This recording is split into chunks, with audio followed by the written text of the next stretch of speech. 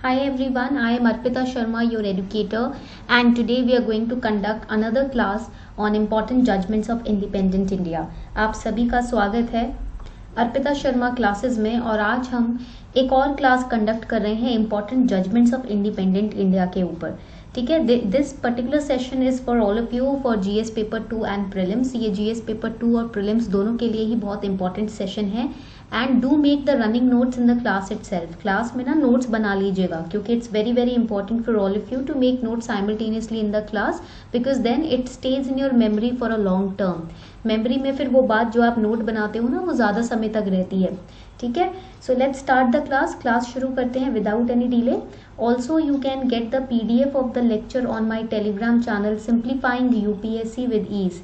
Telegram channel पे आपको class का PDF भी मिल जाएगा, रिसोर्सेज नोट्स भी मिल जाएंगे। डिस्क्रिप्शन बॉक्स में नीचे लिंक दिया हुआ है। ठीक है, before we start here is a small announcement for all of you. Start करने से पहले आप सभी के लिए एक छोटी सी अनाउंसमेंट है। Now, how to stay updated for UPSC CSE? Unacademy has launched 2 Telegram channels, Unacademy Articulate and Unacademy Course Savvy. ये 2 Telegram channels Unacademy ने open up किए हैं आप सभी के लिए। Here you will be getting free live class notifications, free PDFs and study materials, daily free YouTube session updates also, and UPSC CSE special event notifications, free test series notification, free current affairs magazine also for your revision. So do join these Telegram channel by Unacademy Plus, Unacademy Articulate and Unacademy Course Savvy. Link is given below in the description box. नीचे description box में video के नीचे आपको इन दोनों channels का link दिया हुआ है, आप इन चैनल्स को ज्वाइन कर सकते हैं। ठीक है, so let's start today's class शुरू करते हैं अपनी। अब क्लास शुरू करते हैं हम पहले केस से, that is Aruna Ramchandra Shanbaug versus union of India 2011। This is a very important case when it comes to GS paper 2, that is mains में जो GS paper 2 है उसके लिए ये केस काफी important है। So let's start with understanding the main theme of this case. The theme is related to passive euthanasia, right? जो आपका थीम है इस केस का वो है accepting passive euthanasia as being constitutional. So in this case the theme was that passive euthanasia was considered as constitutional. So first question that comes to our mind is what exactly is passive euthanasia? ये आखिर होता क्या है? What is passive euthanasia?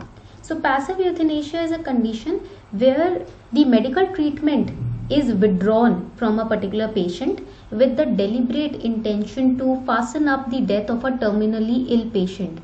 एक ऐसा patient जो terminally ill है, यानी कि अब उसके केस में कोई गुंजाइश नहीं है ठीक होने की, तो जानबूझ के डेलिबरेटली उसके डेथ के प्रोसीजर को फटाफट खत्म करने के लिए हम मेडिकल ट्रीटमेंट जो भी उसको वेंटिलेटर पे डाला होता है वो हम स्विच ऑफ कर देते हैं, हम उसको वापस ले लेते हैं। ठीक है, and the Aruna Schonberg case triggered the debate of euthanasia in India. So first of all, let's understand, before going deeper into this case, first understand what is euthanasia. सबसे पहले ये समझ लेते हैं कि ये euthanasia का मतलब क्या होता है। ठीक है, so it refers to a practice, write it down, a person whose condition cannot improve, right? He is in the final stages of his life and he is terminally ill, but right now at the moment his life, he is not achieving death, or right now he is just suffering the pain, right? मौत भी नहीं आ रही है but condition ऐसी है कि अब सुधार भी नहीं हो सकता और वो पेन और सफरिंग सहन कर रहा है। तो इस केस में उसकी पेन को खत्म करने के लिए हम इंटेंशनली उसकी लाइफ सपोर्ट को स्विच ऑफ कर देते हैं, वो यूथनेशिया है, दैट इज द प्रैक्टिस। ठीक है, नाउ यूथनेशिया इज टर्म्ड और कैटेगराइज्ड इनटू 3 पार्ट्स। इसको 3 पार्ट्स में कैटेगराइज किया जाता है। First part is known as voluntary. Second is known as non-voluntary, यानी कि अपनी इच्छा से नहीं, and third is involuntary. ठीक है, so these are the 3 types of euthanasia.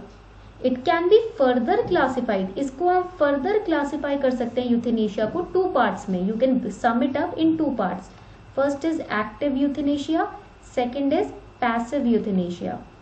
ठीक है, आप यूथनेशिया को ब्रॉडली 2 कैटेगरीज में क्लब टुगेदर कर सकते हो, एक्टिव एंड पैसिव। ठीक है, ये ब्रॉड क्लासिफिकेशन कहलाया जाएगा। ठीक है, now what is active euthanasia? अब ये एक्टिव यूथनेशिया क्या होता है? This is, right it down, it is intentional act. It is the intentional act to deliberately kill a terminally ill person.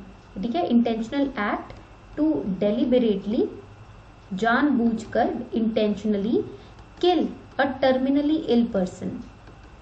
A terminally ill person. So that deliberate act is known as active euthanasia. ठीक है, using various means. ठीक है, but what is passive euthanasia? अब ये passive euthanasia क्या होता है?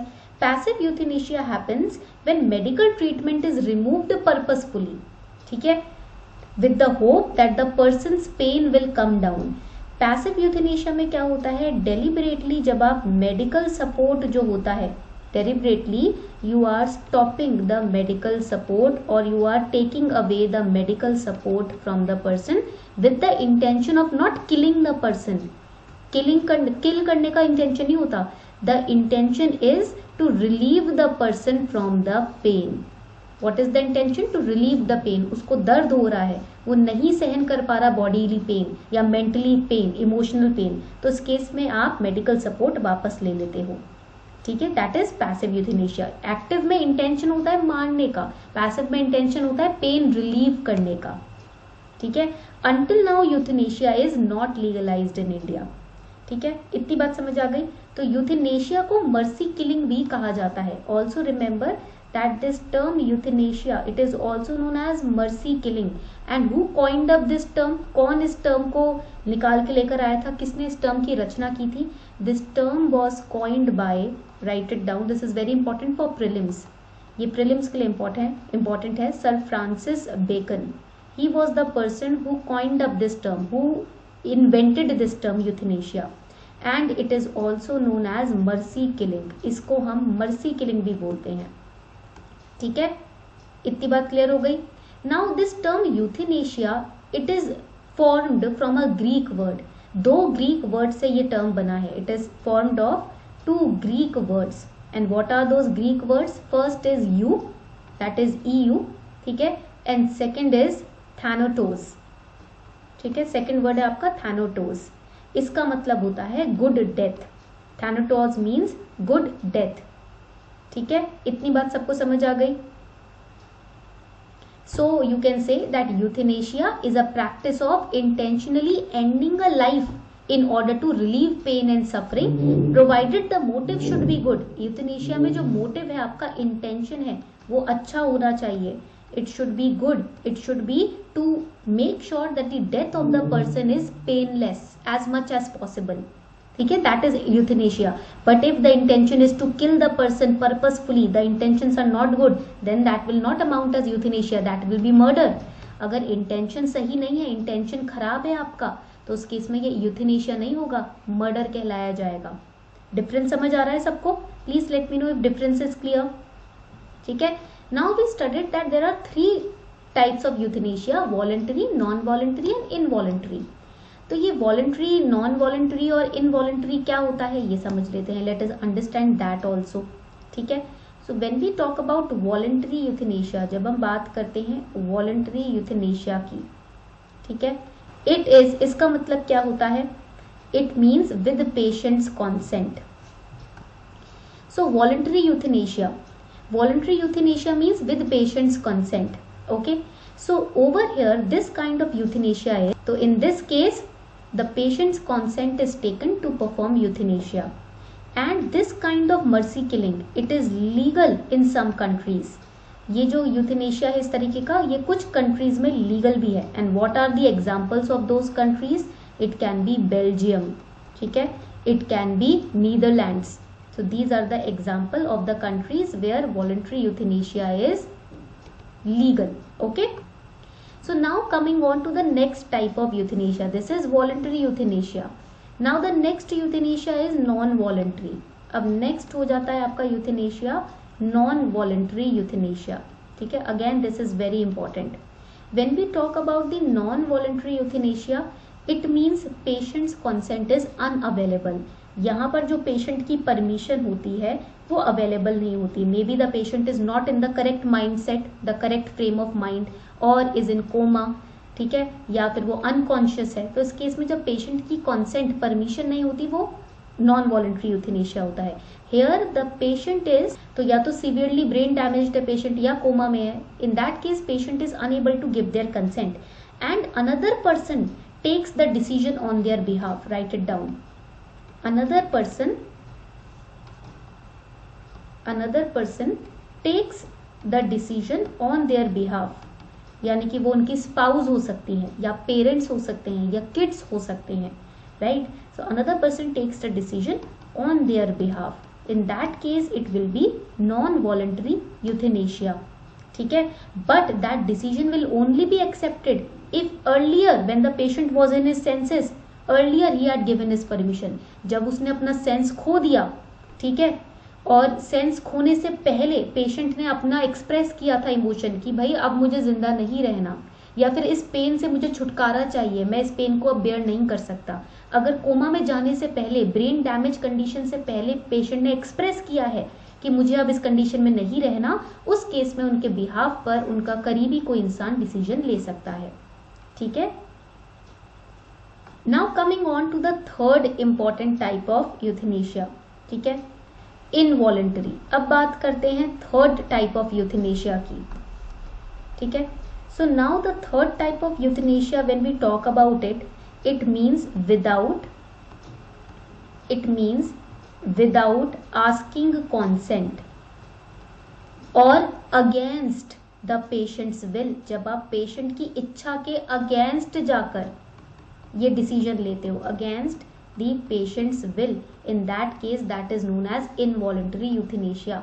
उस केस में हम बोलते हैं इसे इनवॉलेंटरी यूथेनेशिया, ठीक है। Now euthanasia which is conducted against the will of the patient is termed as involuntary euthanasia.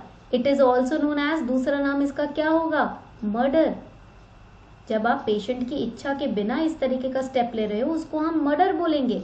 Yes और नो, जल्दी से बताओ, ठीक है। So you can say that all these three kinds of euthanasia, involuntary, voluntary, non voluntary, all these types of euthanasia, they can be further divided. इसको हम further divide कर सकते हैं in two parts, that is active euthanasia and passive. तो India में हमने क्या किया है, इन तीनों टाइप्स के यूथेनेशिया को दो पार्ट्स में डिवाइड कर दिया है। In India all these three types of euthanasia have been divided into two broad parts, active and passive euthanasia.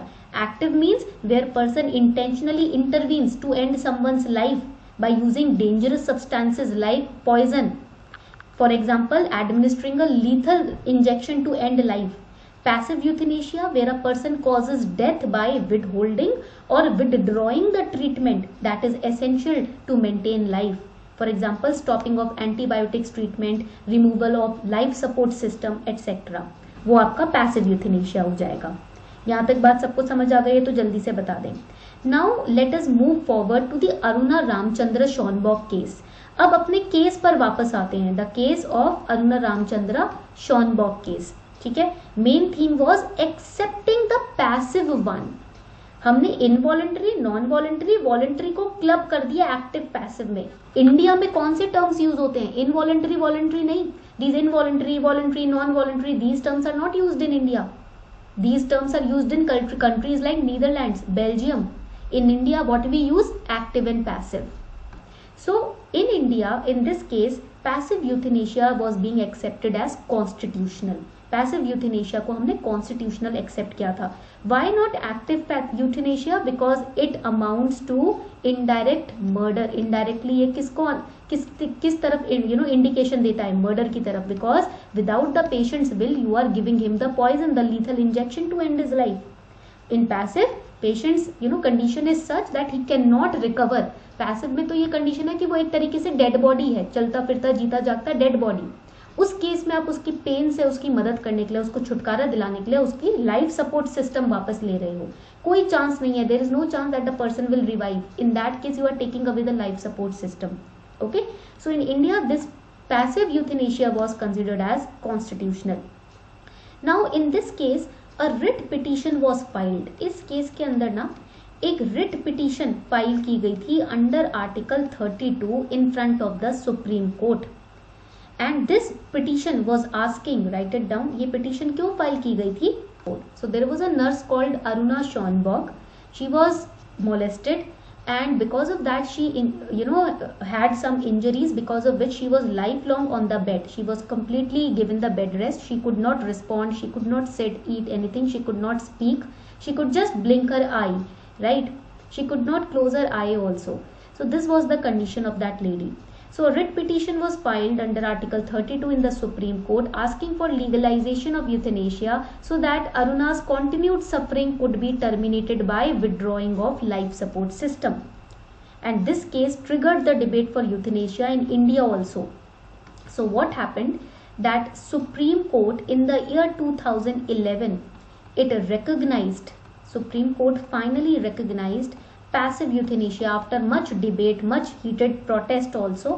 Supreme Court recognized the passive euthanasia in this case, by which it permitted, so finally Supreme Court permitted also, Supreme Court permitted the withdrawal of, write it down, the withdrawal of the life supporting, or you can say the life sustaining, right, the help, life sustaining treatment or life sustaining support, जैसे कि आप ventilators कह लो, ठीक है, life sustaining treatment from the patients, ठीक है, from the patients who can not take their own decisions and whose life are getting miserable, they are not in a position to take a decision, वो इस position में भी नहीं है कि वो कोई इन्फॉर्म्ड डिसीजन ले सके, ठीक है। तो इस केस में सुप्रीम कोर्ट ने पैसिव यूथेनेशिया को परमिट कर दिया, it was finally permitted. And subsequent to this, in a landmark judgment in 2018, 2011 के judgment के basis पर ही 2018 में भी a judgment came in 2018 also, wherein Supreme Court recognized finally passive euthanasia and the concept of living will, ठीक है। ये दो जो कॉन्सेप्ट हैं सुप्रीम कोर्ट ने फाइनली रिकॉग्नाइज किए 2018 में, ठीक है। Now the question comes, we have studied what is passive euthanasia, but Supreme Court also recognised this living will. What is this living will? ये लिविंग विल होता क्या है? इट इज अ कॉन्सेप्ट, ये एक तरीके का ना कॉन्सेप्ट है living will, concept where a patient will give consent that allows withdrawal of life support systems if the individual is reduced to a permanent vegetative state with no real chance of recovering. For example, if a person, vegetative state means if a person is completely on bed, he cannot move his head or hands or body or limbs, he cannot speak, he just can see you, वो सिर्फ आपको देख सकता है, उसके अलावा वो कुछ रिकॉग्नाइज नहीं कर सकता, कुछ आप बोल रहे हो उसके कानों में अंदर तक आवाज नहीं जा रही है, he just can keep his eyes open, nothing else he can do. That is a permanent vegetative state, and if there are chances that that person will not recover, there are 100% chances that this person will not recover, like the incident of Aruna Schonborg. She was also in a permanent vegetative state, she could not recover, there were no chances that she could recover. If the person is in such state, so here the patient can give consent. Patient पहले से अगर consent दे दे कि अगर मैं इस state में आ जाऊं तो फिर लाइफ सपोर्ट सिस्टम मुझसे वापस ले लेना, मुझे रिलीव करना, तो आप पैसिव यूथेनेशिया कंडक्ट करा सकते हो। So living will is a concept that before the person actually goes into such state, if he keeps it in writing that if ever in life I come in a state wherein I am in a permanent vegetative state, I cannot recover from that state, then please take away the life support system from me. In that case, please relieve me from my suffering. That living will act as a evidence to conduct passive euthanasia. Now coming on to the next important case. एक और case पर आते हैं जो बहुत ही important है. You might have heard about this case also if you have studied polity so far. Lily Thomas versus union of India case. अगर आपने थोड़ा सा भी अभी पॉलिटी पढ़ना शुरू किया है तो आप इस केस को जरूर पढ़ा होगा आपने। This is one of the most important cases in Indian polity. Indian polity का काफी इंपॉर्टेंट केस है।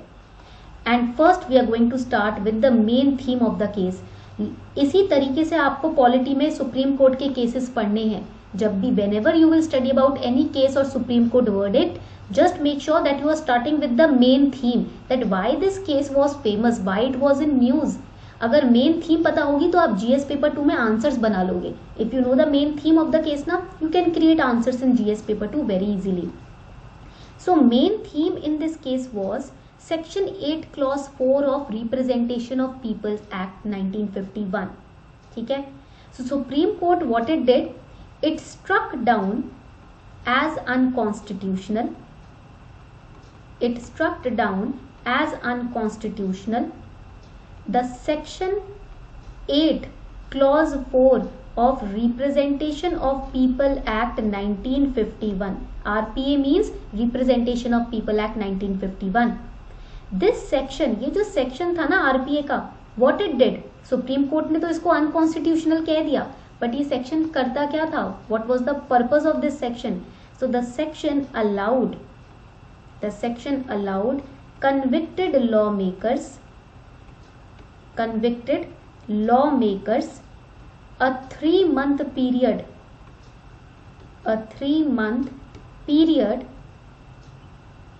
for filing appeals to the higher court तो सुप्रीम कोर्ट ही हो जाएगा, and to get a stay on their conviction, यानी कि जिस charge पर उनको कन्विक्ट किया जा रहा है या जो सेंटेंस उनको पनिशमेंट दी गई है उस पे वो स्टॉपेज भी पा सकते हैं. This section was termed as unconstitutional. If you are a law maker who has been convicted of any charge, आपके ऊपर कोई चार्ज लगाया गया है, कोई आरोप लगाया गया है, या तो वो आरोप प्रूव हो गया है तो आप अपने सेंटेंस पे, पनिशमेंट पे स्टे ऑर्डर ला सकते हो. ठीक है, अपील कर सकते हो स्टे ऑर्डर के लिए. या अभी आप पे बस आरोप लगाए गए हैं, चार्जेस लगाए गए हैं, उस केस में आप 3 महीने का पीरियड आपको दिया जाता है हायर कोर्ट में अपील फाइल करने के लिए कि मेरे कन्विक्शन पे एक स्टे ऑर्डर मुझे मिल जाए, वो उस कन्विक्शन रुक जाए, वो चार्ज वहीं रुक जाए. So this section was termed as unconstitutional by Supreme Court in this case. ठीक है. So section 8 clause 4, it deals with disqualification. Write it down. It deals with the disqualification on conviction. Conviction means the charge that is applied to you on conviction for certain offenses. कुछ offenses में आपके ऊपर conviction या case नहीं बनेगा. ठीक है. So if the person is convicted and is imprisoned under section 8, then in that case he can go up to the higher court and ask for a stay order. But this section was indirectly giving protection to, why it was termed as unconstitutional then? इसको unconstitutional क्यों term कर दिया? Because ये जो section है ना, it was giving protection. Write it down. It was giving protection to MPs and MLAs. तो वो MPs और MLAs जो कि सच में किसी चार्ज में अंडर हो रहे हैं, जिनके ऊपर सीरियस चार्जेस लगे हैं, राइट, तो वो इस ऑफेंस को करने के बाद भी, गिल्टी होने के बाद भी 3 महीने का स्टे ऑर्डर लाकर गवर्नमेंट में रह सकते थे, रह पा रहे थे. ठीक है. तो ये हमारे डेमोक्रेसी के लिए खराब है. This was wrong for a democracy because the MPs and MLAs were misusing this particular section. ठीक है. It was giving protection to the MPs and MLAs who were convicted. They were continuing and enjoying their offices because उनकी petition तो 3 महीने के लिए तो उन पे stay लग ही गया था. And in this 3-month period they would easily get any evidence, any fake evidence to prove that they are not guilty. 3 महीने के पीरियड में कहीं से भी fake evidence ले आएंगे ये प्रूव करने के लिए कि हम guilty नहीं है. Yes or no? ठीक है. So that is why it was struck as unconstitutional. इसलिए इस सेक्शन को unconstitutional करार कर दिया गया था. So the next case is, अब आपका next case आता है जस्टिस K.S. पुत्तास्वामी का case. This is the next case that we are going to study. Justice K.S. Puttaswamy versus Union of India. This is the next case and over here the year is 2017.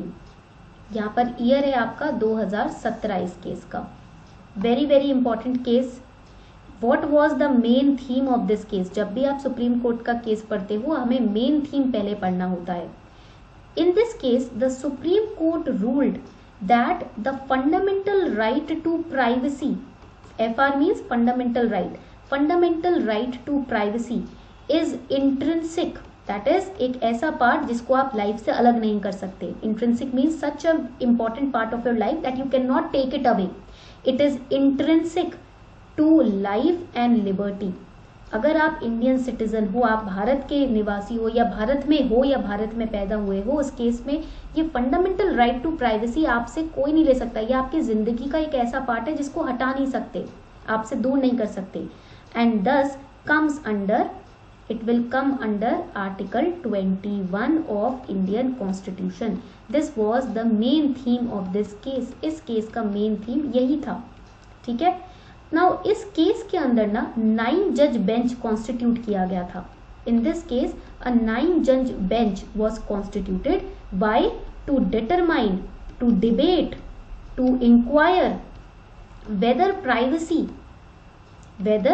यानी कि आपकी जो निजता है, whether privacy is a constitutionally protected value or not. क्या privacy एक constitutionally protected value है, यानी कि संविधान को उसको प्रोटेक्ट करना चाहिए या नहीं करना चाहिए. ठीक है. इस बात पे डिबेट हुई थी 9 जज बेंच के बीच में. ठीक है. And this case presents challenges for constitutional interpretation also. If the privacy it is to be assumed as a protected constitutional value, it would redefine significant ways our concepts of liberty is controlled. हमारे country में liberty का जो concept है, अगर आप privacy को एक constitutionally protected value बना दोगे तो लिबर्टी की डेफिनेशन को एक्सपैंड करना पड़ेगा. You will have to expand the definition of liberty. So Justice K.S. Puttaswamy, this judgment reaffirmed, इस जजमेंट ने reaffirm किया, यानी कि इस पे स्टैंप लगा दिया that right to privacy is a fundamental right in Indian jurisprudence. In this case, right to privacy became a fundamental right. ठीक है. इतनी बात क्लियर हो गई सबको. And in this case only supreme court also upheld. इसी case में supreme Court ने एक और चीज अपहेल्ड करी, एक और चीज को कंफर्मेशन दिया. It upheld the validity of Aadhaar scheme also. It upheld the validity of Aadhaar scheme also by saying that it did not violate the right of privacy of the people. Because उस समय बहुत criticism हो रहा था. In 2017, everybody was saying that Aadhaar scheme is violating the rights of people. Right? Supreme Court upheld that validity of Aadhaar scheme is valid because it did not violate the right to privacy. RTP means right to privacy of citizens, because the biometric data which was collected in Aadhaar was very minimal, which is required to confirm your identity. जो biometric data लिया जा रहा था आधार का, वो बहुत minimal requirement थी. ठीक है. जो कि जरूरी था enrollment process के लिए. ठीक है. इतनी बात क्लियर हो गई या नहीं? So in this case, the Aadhaar Act of 2016 was proved as constitutional. इस केस में आधार एक्ट जो था 2016 का, उसको कॉन्स्टिट्यूशनल प्रूव कर दिया गया था. ठीक है. Now one more thing came under this particular judgment, that was the concept of proportionality test. एक और चीज इस जजमेंट में आई, वो थी proportionality test under the Puttaswamy judgment. This is very very important for your GS paper 2. ये GS paper 2 के लिए बहुत ज्यादा इंपॉर्टेंट है. ठीक है. Let us understand what is this test. ये टेस्ट है क्या, ये समझ लेते हैं पहले. Okay.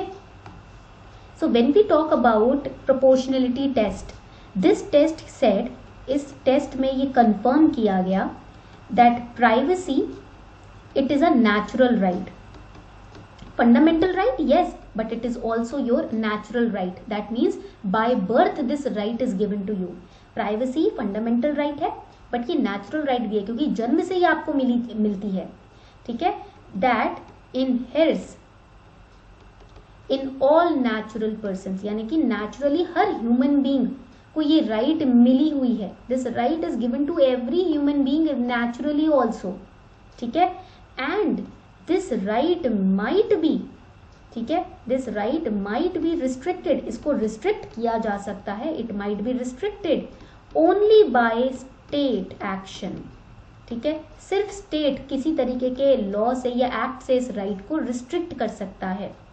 But in that case 3 test have to be passed. अगर ये 3 टेस्ट पास हो गए तभी उस केस में ये स्टेट एक्शन ले सकता है इस राइट को रिस्ट्रिक्ट करने के लिए। If these 3 test are passed, only then this right can be restricted by state. So what are the 3 tests? ये 3 टेस्ट क्या हैं? These are the test of proportionality. First of the test is, पहला test है that such state action, that is the state if it is passing any law or any act to restrict the right, so such state action must have a legislative mandate, यानी कि legislative permission होनी चाहिए, centre की permission होनी चाहिए, parliament में इसके बारे में चर्चा होनी चाहिए, उसके बाद ही ये राइट लिया जाएगा। Arbitrarily any state can not pass any action to restrict the right to privacy, right.